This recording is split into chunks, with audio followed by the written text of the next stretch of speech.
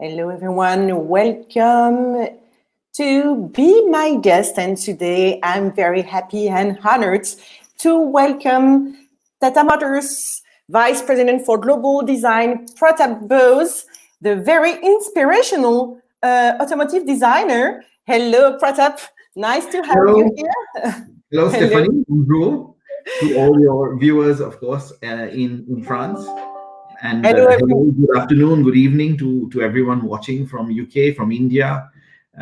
Thank you for having me. I'm really honored to be here as well. Well, hello everyone on Facebook, YouTube, Periscope, and Twitter. You can ask questions and we'll be very happy to answer them. Bonjour à tous. That will be in English today for my French followers. So, Pratap, first we're going to talk about the man, the designer. And let's start with your childhood. Have you always enjoyed drawing and cars as well? Yeah, Stephanie, you've spoken to many car designers before. And you'll see in most cases, car designers really love cars first. And it's always an obsession. And of course, growing up in India in the 70s and 80s, we saw very few, let's say, overseas cars. We had only two or three cars in India. One was like a Morris Oxford, and the other one was a Fiat 1100. That was pretty much the only cars we saw for a long time. So, and of course, this is all pre-internet. So, So what you have was to really, yes? so you have to really dig deep to find, inspiration and cars. But yes, I loved cars from ever since I can remember. I drew a lot of them in my biology book. I got thrown out of the class. I'm really happy that one day, I could choose my interest and passion to be my profession. I think that's very important that, you, whatever profession you choose, it really is your passion as well. Yeah, this is very important. You're right. So we understand you didn't have that many European cars or American cars in India when you grew up, but I guess you had probably posters on the walls growing up as a teenager. I'm talking about automotive posters, of course. What was your absolute favorite car, which was not a Tata car? Yeah, of course. I mean, growing up, when I was growing up, Tata actually didn't even make any cars. We started making cars only in 98, actually. Tata has always been a truck manufacturer. So Tata didn't make any cars when I was growing up. So yeah, like you said, like any other boy in the world, we had beautiful things on the wall. Some of them were cars. And I'm not asking about the other ones, but and like everyone else, cars from Gandini, actually, the Countach. There were, of course, in my time, the Ferrari, the 208 GTB, the Maseratis, the Ghibli, the Marzal, the Lancia Zero, Stratos. So these were some of the cars on my wall. And it's funny you ask, because today, Stephanie, the wall has actually become the wallpaper on this device. And my aim, in fact, when I came to Tata Motors, my aim was that since no one puts things on the wall anymore, I want our cars to be on the wallpaper. And and that started to happen, and I'm really happy to see that. So you started your designer career with motorbikes, actually, with Piaggio. Yeah. And we have some pictures I can show. Yeah. And that you can These are comment. all from kind of 1998, late 98, 99, 2000. That was the period I was working in Piaggio in Italy, in Toscana, as everyone knows, near Pisa. Piaggio is in a place called Pontedera. It has always been there. And it was a fantastic learning experience. As anyone knows, Stephanie, when you go to a new culture, a new place, a new language, Pontedera was a small town of 20,000 people, so not too many people spoke English. But it was a very, very interesting experience to actually work in Piaggio, and I really love it. It's still a very important part of my life, and to be able to do scooters, to be able to do motorcycles, uh, was extremely interesting. I learned a lot there actually from my colleagues, from the modelers. You know, Stephanie, in Italy, actually, there's a tradition of using hard models. That means they would use either plaster of Paris, or they would use, a very hard foam, styrene foam. And the modelers, I remember, the only way to communicate with the modelers, and this is something very important for designers, we have the language of drawing. So you don't need a language, which is spoken. And through the drawings, like you just showed, I would communicate to the modelers, and the way they would move their hands to create the surfaces, is what I really learned, that any surface, and this is true about Italian design, I think any surface is always very, very beautiful, not only to look at, but also to touch and to feel. And this is because they use, this traditional modeling technique to create those beautiful shapes. So I really learned a lot about shape, about beauty, about form in my 3 years in Piaggio. So talking about beautiful shapes, then you moved to Daimler Japan, and I'm going to show a couple of pictures.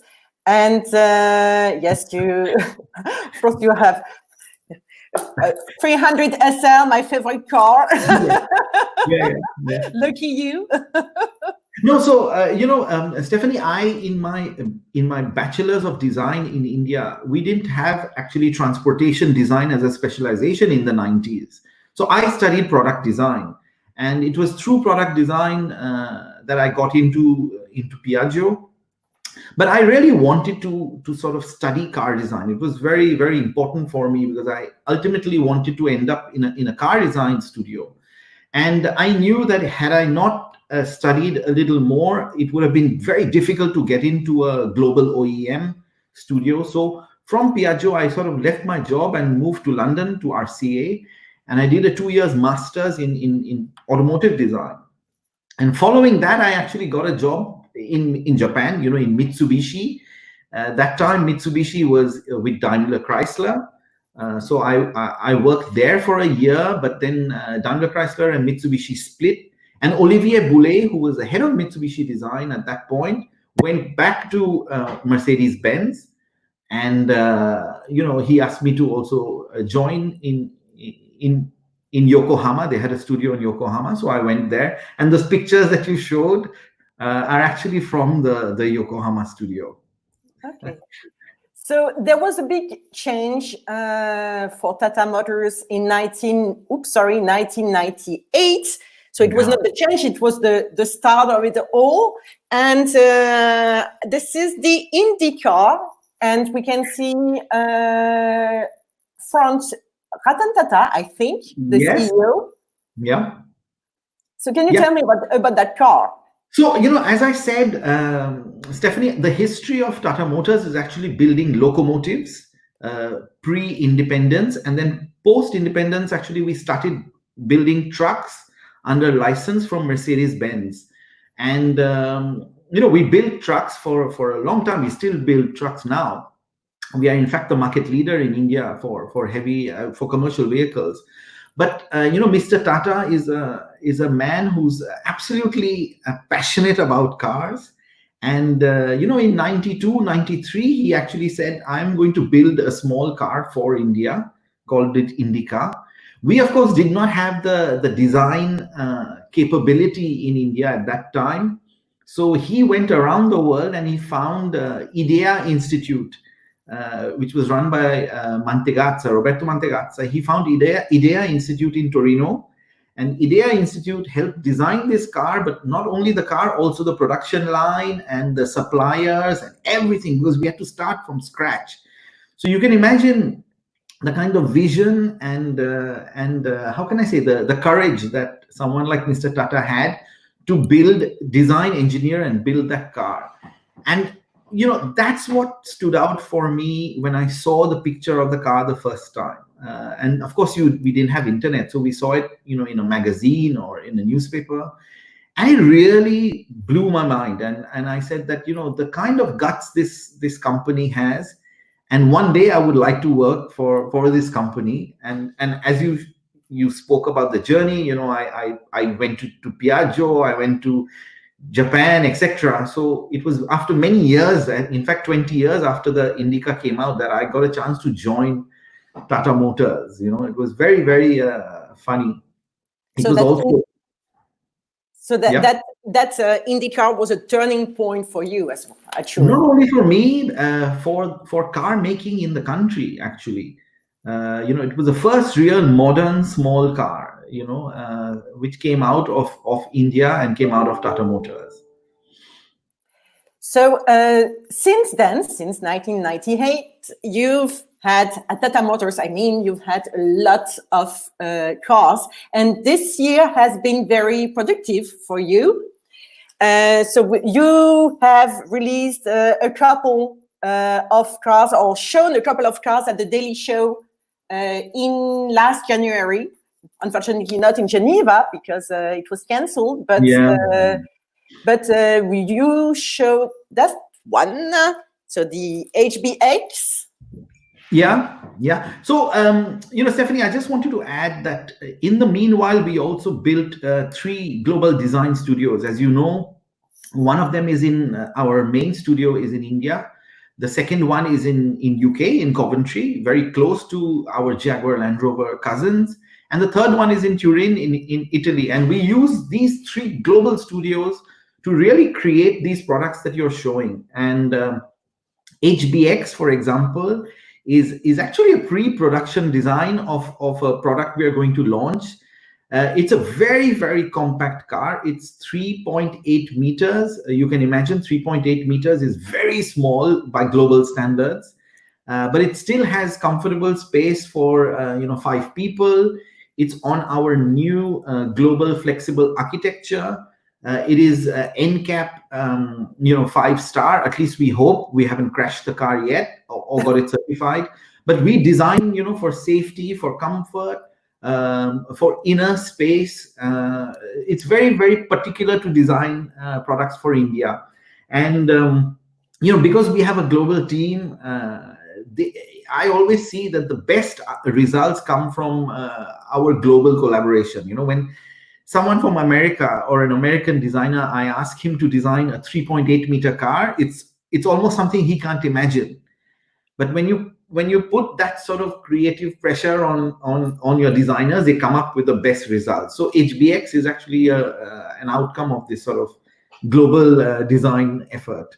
So you're talking about the 3.8 pressure. Why? What is it with the 4 meters in India? There is something specific to India, I think. Yes. Most of the Indian car market is actually a small car market. 60 to 65% of the cars are actually small cars, and they are under the length of 4 meters. Beyond 4 meters, in fact, at 4 meters, you have a tax.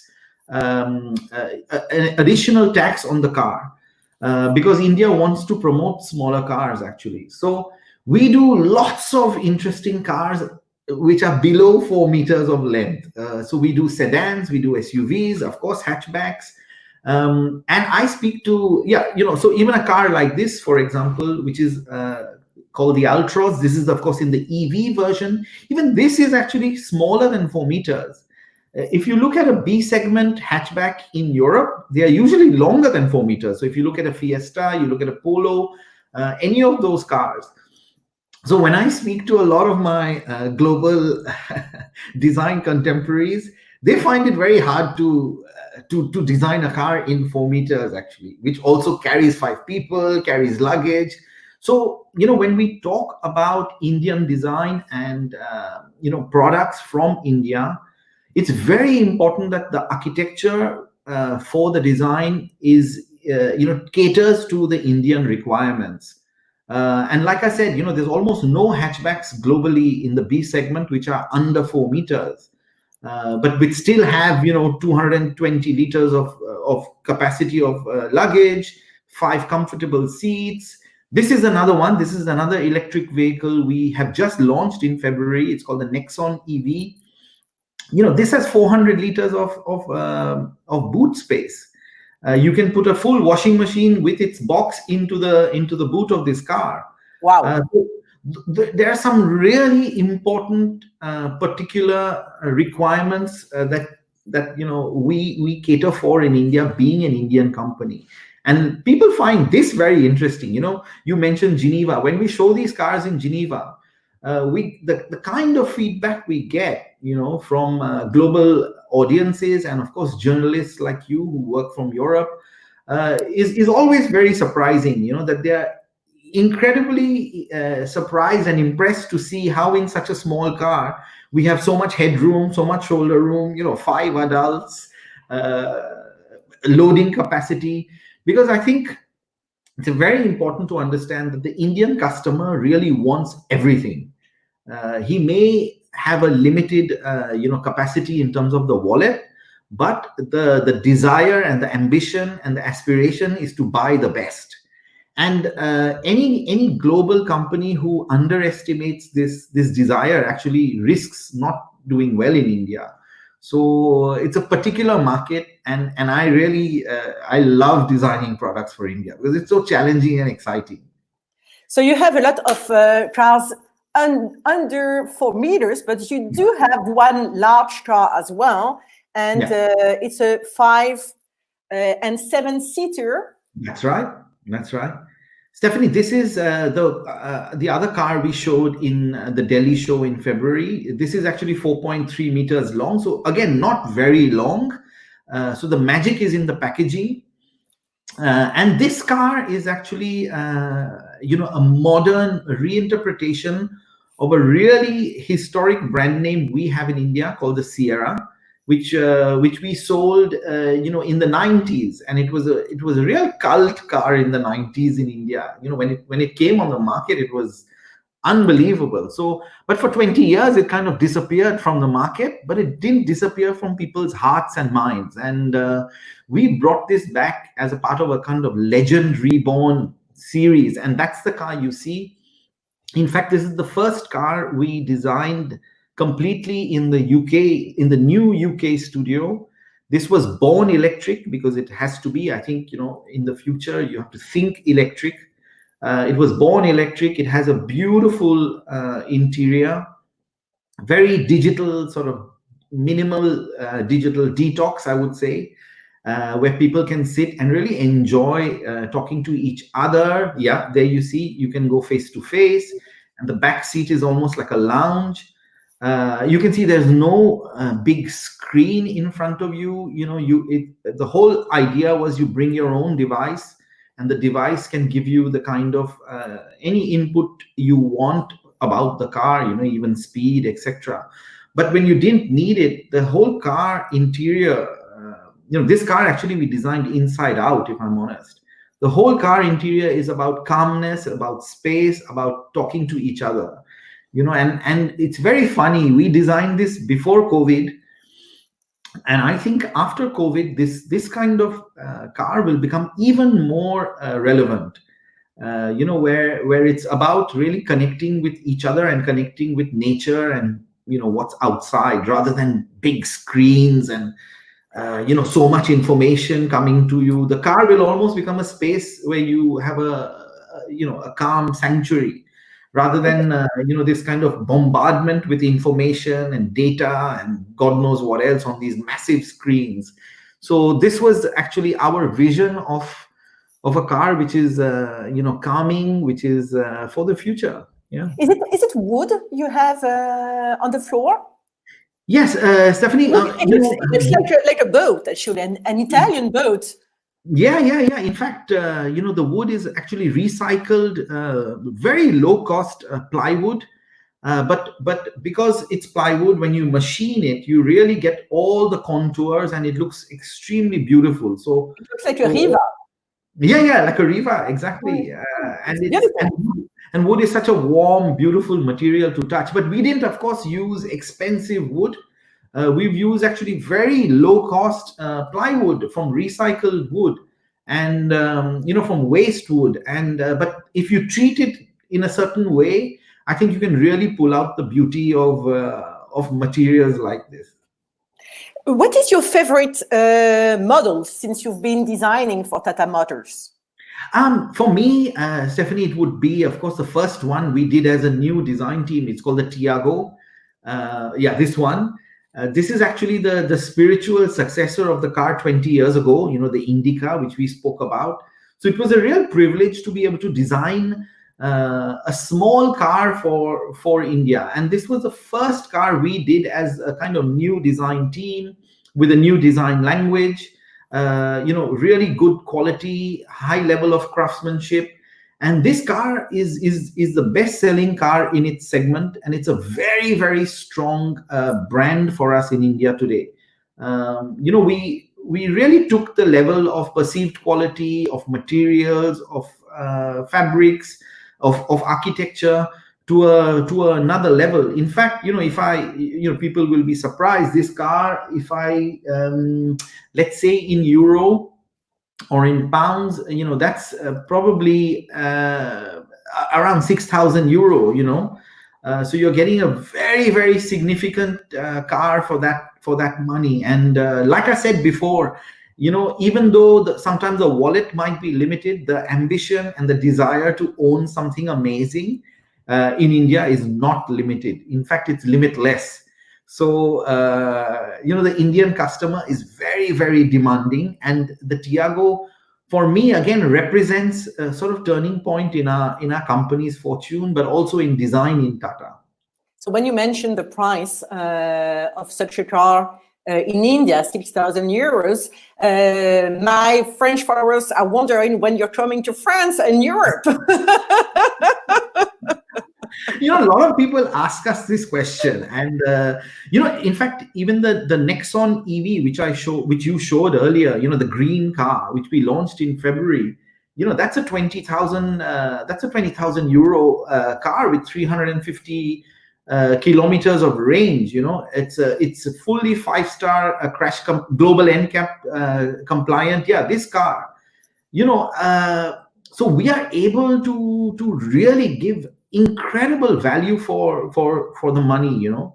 Of course, Stephanie, we in India, the penetration of cars is still very low. Just 18 people out of every 1,000 have a car in India, 18 to 20, as compared to Western Europe, which is already at 650, 700 cars per 1,000. So if you look at where the market growth is and where the market growth can be, we really are focusing on the growth in India. I guess, Yeah. yes. Because for us, India's already before COVID, already 3.5 million units a year. It was becoming the third or fourth largest market globally, with growing at sort of 20%. Before COVID. Of course, post COVID, we'll have to see what happens. There will be a correction, of course, but the potential for us in India today is massive, and we really want to therefore take part in that automotive revolution in India. And I think, of course, cars like electric cars, like we've shown, you showed the Altroz hatchback, the other green car, and this Nexon. They are amazing cars, and why not? Maybe in the future, this one, maybe in the future we do have some possibility of bringing cars like this to Europe, because I think for us to really be able to compete, our real competitive strength and advantage will lie actually in EVs rather than IC engine cars. That's my personal view. So if we ever came to Europe, I think our entry would be with electric cars, whenever that happens. Okay. Well, a couple of weeks ago, I welcomed in the same show in BeMyGuest Rolls-Royce, and we talked about bespoke design, which is really the core of the brand. But I think that to a certain extent, you do have bespoke design as well, but bespoke for the Indian people. And I'm explaining because your design, to me, and this is what's really what I really like about it, has a soul. It refers to Indian tradition, and with some architectural hints and some cultural animals as well. I'm going to show a couple of pictures, but this is something very unique that you only find, in my opinion, at Tata Motors. So I'm going to show a couple of, so you have those animals. Yeah. This is the peacock on the windscreen of the Ultras. Okay. Sorry, I was reading a question, which so this is a peacock here. Yeah, and this is like the glove box. And you have a Reno as well. Yeah, this is on the HDX actually. And I was wondering, are they always for? Let's take for instance the Ultras. You hide those animals, but do you hide them at the same place for each car? Yes, more or less. We call these our Easter eggs. This is the tiger in the Nexon. So most of them are, of course, endangered Indian animals and birds. So that's one thing. We use animals which are in trouble. There's a family of elephants in the Tiago. And Stephanie, you know what? We don't actually talk. This is the lion in the headlights of the Harrier. We don't actually talk about these, very much. We wait for people to discover this. Suppose you have a car for, you've had the car for 2 years, and one day you say, okay, I'm going to clean the car. And while you're cleaning the car in the back glass or in the glove compartment, you find this animal. You discover something new about your own car, and it brings a smile to your face. And I think this is very important. Any person has a relationship with his or her objects, and if you can keep that relationship fresh, is when you develop an emotional bond. And to humanize our products, we started putting in these little Easter eggs in the car. Of course, now more and more people know about it, because when someone discovers it, he takes a picture and puts it on social media, and then everyone talks about it. But the original idea was that you discover this one day by mistake, and it makes you smile. That's how simple it is. I'm sure this must be a big thing with children when their parents receive the car. Yeah. We actually have what is great about our brand revival, Stephanie, if I can say, is that the younger kids, who are 5, 7, 10 years old, they are already so aware of products and brands, and many of them we see. There's a picture someone sent me of his son with the little model of the Ultras. Oh, this is so cute. What I love is that the kids are able to now influence the purchase decision of their family, of the parents. And that's really heartening, because kids have no preconceived ideas. They like something, they like it for what it is, and then they want their family to own that product, and they are becoming big influencers in the buying decision. So I'm really glad our cars appeal to kids as well. And during confinement, you even offered Indian children color books with Tata Motors models. Yes, yeah. We of course, during confinement, we realized that lots of kids are going to be at home. Lots of adults who are also kids at heart are going to be at home. And we put out these line drawings, and we had a great response. And I think when we reopen, I want to compile them into one sort of book. Memory book. Yeah, just to say. And again, from everything that they could draw and do, the fact that someone has taken a printout or colored in our car shows that there's some emotional bond that's developing. I think every brand must strive for an emotional bond. If you don't have that, your life and time in business becomes very short. So whatever field of business you're in, product or service, an emotional bond is important, especially after difficult times like we are going through, when people want to re-buy again, relive again. They will only choose those brands, products, and services with which they've been able to create a bond. So that's why we did these small things. So I have questions related to your different models. Someone is asking what you would say about the Tata Nano. The Nano. The Nano, Stephanie, of course, is a revolutionary model in its time. When it came out, I had just joined the company, 2007.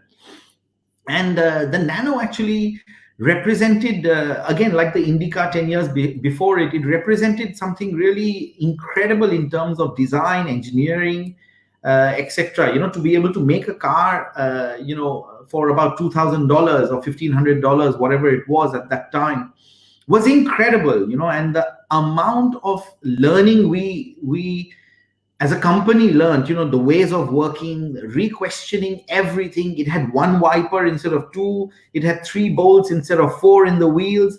We re-questioned everything about automotive, and for us, it represents a real milestone in design, engineering, and of course, the vision of someone like Mr. Tata. For one reason or the other, the product really didn't do as well as we wanted to in terms of the commercial performance. But as a car, there are still people who have it, and still people who write to me saying how much they love the Nano. And my own one regret is that I could not be part of the Nano design team, because it happened before I joined the company.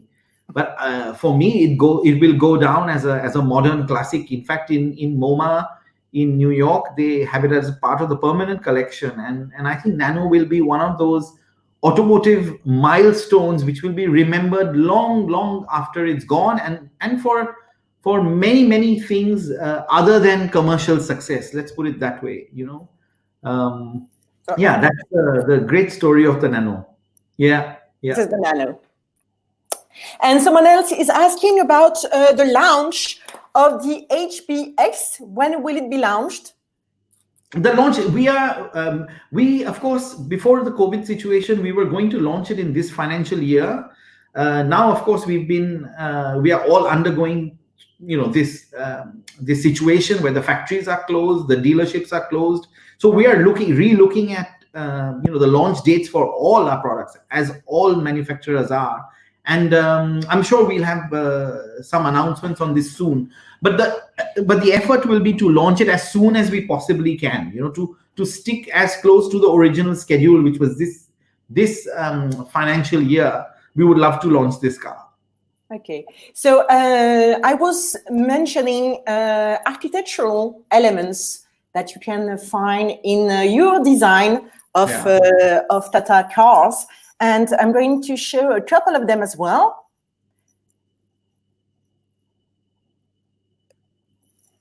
So this is not on the car, but these are elements you can find in the car as well. Yes.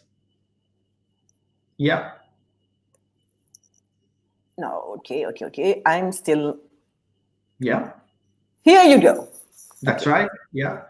So Stephanie, we have thousands of years of architectural heritage in India, and India is obviously basically a hot country for most of the place and most of the time in the year. And in the 16th and 17th centuries, the architects.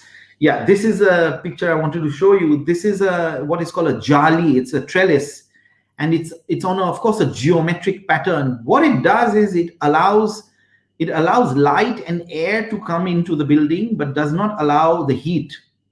And when we were looking for some inspiration, but very subtle inspiration to show where we come from as a brand, I think it's very important to be very subtle about these things. We looked at these architectural motifs from our old, palaces in Rajasthan, and we started to introduce these into our cars. And again, this is not something which is in your, that is typical of a building in Rajasthan. So you can see there's a lot of sunlight which can generate a lot of heat, but those screens or jalis, they actually let in light and air, but they don't let in heat. So we as a design team felt that we should use these small elements which can remind someone of their Indian heritage, or if you are from overseas, if you've ever been to India, it reminds you of those small little elements that you may have seen. You could have been in one of these hotels, you could have been walking and you can see the way the shadow falls on you, or what you can see out through these trellises. We wanted to have this really small but signature element that only we could do as an Indian company. And this is what is interesting is that you mentioned that you are a global team of designers. And your designers are in India, but not only in India, they are in England and in Italy as well. And in spite of this, you still have that Indian touch in your cars, which make them totally different from other cars in the world. That's right. Stephanie, it's very important to strike a balance between what is global and what is local. So what is global, for example, we don't have any compromise in terms of packaging, in terms of dimension, in terms of safety, in terms of powertrain, in terms of technology. That is completely global. Our cars are as good as any other car in the world in the same segment, because all manufacturers are also present in India with their latest products. So in terms of technology, in terms of engineering, in terms of safety, we are global. And in fact, in some of our products, we are actually number one as well in India, especially safety. But when it comes to the expression and design, there we can get really local. We can get really specific to where our brand comes from. And you mentioned the design team. We have 13 different nationalities, right from USA to Australia, in our design team. And everyone understands the brand very, very well. We are an Indian brand. We don't want to copy anybody else.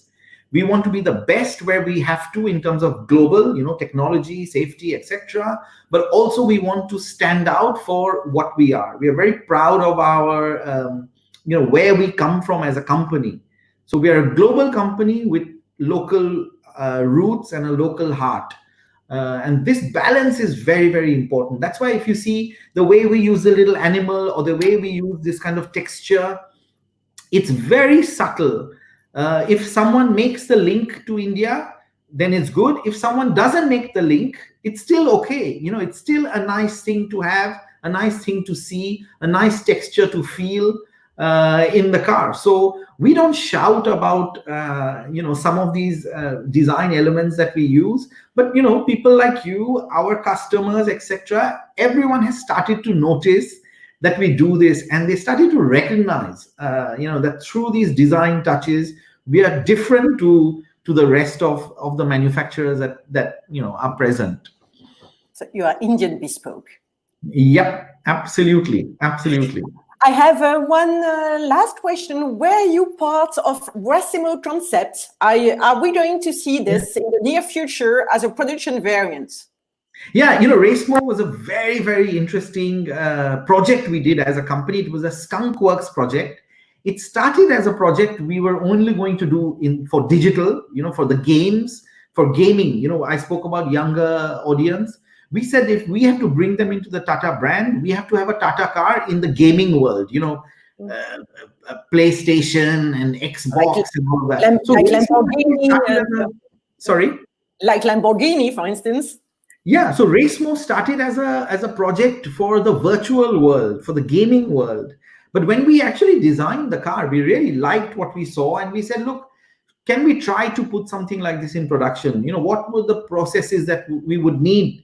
Because we couldn't do it in sheet metal and all of that. So we did some really incredible process engineering, material engineering to develop that car.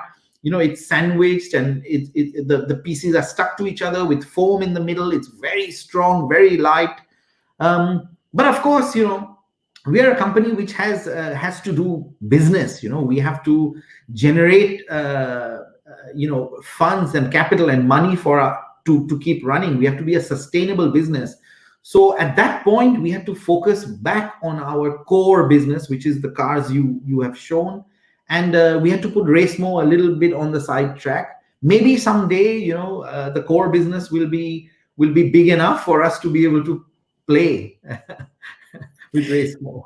So I have a question on YouTube from a student, Arish Kumar, who would like to know if there is any chance, being a student, that he can join Tata Motors in the near future. Yeah, of course. I mean, our whole pipeline of talent is actually graduating students. But having said that, Harish, like we said, we're a global team. We have therefore global expectations in terms of your portfolio and your ability and your skill as a designer. So when you graduate, you must ensure that you are amongst the best, not only in India but anywhere in the world. And that means you have to work very, very hard, because the competition is fierce. I mean, this is a sketch. Sketches, yes, I'm showing sketches indeed. You can see this is the level of our designers. So in terms of, if you want to reach this sort of professional level, you have to work extremely hard and get to this level. Yeah, why not? I mean, why only our studio? Harish, I'm assuming you're speaking to us from India. You should have an ambition to work in any studio globally. So set your aim really high, but you must work hard to get to that point. If you're not in the top 1% of designers who are graduating, unfortunately, you will not get a job. It's as simple as that. Sharat is asking, how are the automotive R&D industry going to be in terms of hiring new graduates in this fiscal year? Yeah, this year is going to be tough. I can tell you this globally. It's not only us or in India, or the whole world has got hit by this virus and this situation, as you know, and we are already into May. So by the time we reopen and normalize, this year would have probably already gone. So I think the hiring capacity and ability of most companies will be very, very limited, and you should watch out for that. So if you can study further, if you're in the bachelor's, for example, and I would say please look at a master's degree maybe to improve yourself, etc. Because I think the job situation this coming year will be very hard. Not only design, I'm talking about in general. Of course. And we have another question on Facebook from Amit. He would like to know if we could have a car design competition for non-professionals, because I think you organized design competitions for design students, and he would like to know if it would be open to non-professionals as well. Yeah, I think that's a very, very good idea. When you say non-professionals, you are still a potential customer and a consumer. And I always say that you don't have to be a designer to have some ideas about design. You may not be able to be a professional designer, but I think anyone can think and conceive and imagine the future. So I think that's a very good idea, Amit. I think let me think about that with the team. And if we can, I would love to do something for non-designers or non-professionals. Because sometimes, when non-professionals look at something, they have a fresh approach, and maybe we get something exciting and new. I'm showing one last picture because it's just make Europeans dream. So. Yeah, and Stephanie, this is a very good example of what you have spoken about. Tradition and modernity. I know. So if you look at this car, this car is global in every sense. For example, this car is the first car we use the Land Rover architecture. The same architecture they use for the Discovery Sport, we used as a platform for this car. So it's global in every sense. But then, of course, you look at the backdrop of that beautiful palace in Rajasthan. And this in one sort of picture is India, is Tata Motors, is everything we are about. You have a strong tradition as a country and as a company, but the car or the products we make are shooting towards the future, so this is a great picture, and I love this picture. And on the grill, you can find those architectural elements we were talking about. Yes, beautiful, exactly. Absolutely beautiful. So I wanted to end with that amazing picture and that amazing car as well. Thank you so much, Pratap, for your enthusiasm, for your passion, and for your time as well. And congratulations on your job at Tata Motors. And it's just so inspirational.